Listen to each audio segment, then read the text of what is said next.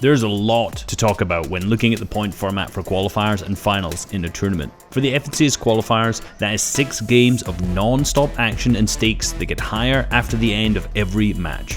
Everyone talks about how amazing that final game is, but what if I told you that the hype for that last game starts to build up earlier? We're going to take a look at the top 3 teams of Qualifier 2 and how their stories intertwine and change as they face off in the last 3 games. Kiriachi, Stormyrite, and Toos, Savage, Indretta, and Refsguard, Blois, Kaiser, and Hellfire. These were your top 3 trios at the end of EU's Qualifier 2, but they didn't hold those leaderboard spots the entire time throughout the tournament. At the halfway mark, all 3 teams were in different positions on the leaderboard and needed to do different things to come out on top. Fixing their mid-game mistakes from Qualifier 1, Savage's trio were in second. They had an amazing first 3 games, with the 7th, 7th, and 4th coming into the last 3 games confident.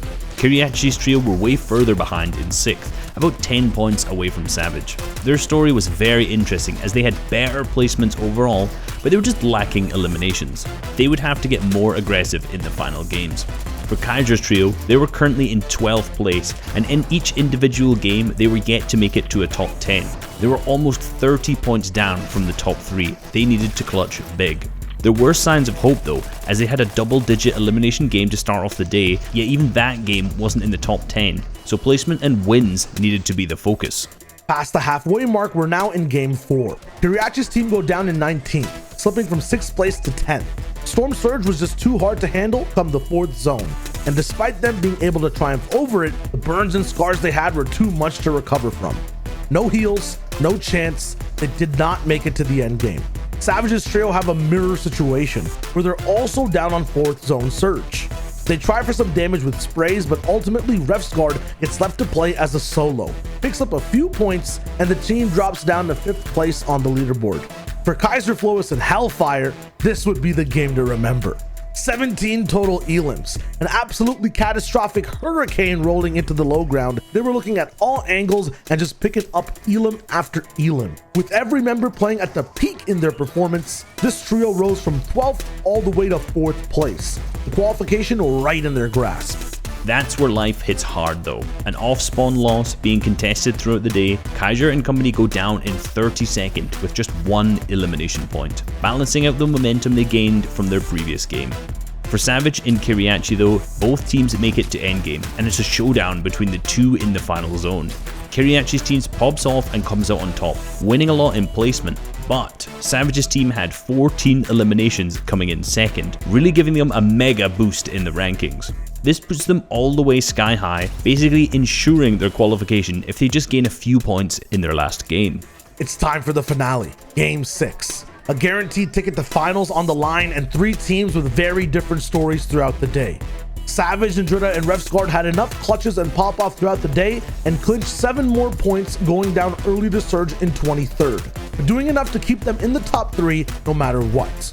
Then Kiriachi, Toos, and Stormy take action. Getting zoned right after half in and half out, they sneak up behind the highest team and secure the best spot to be in game.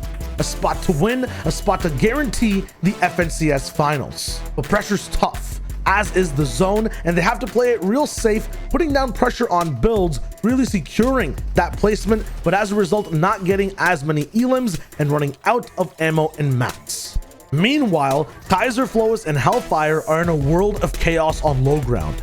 Because of Kiriachi's pressure, everyone is frantically running out of mats and is being forced lower and lower in layers, running out of space and time.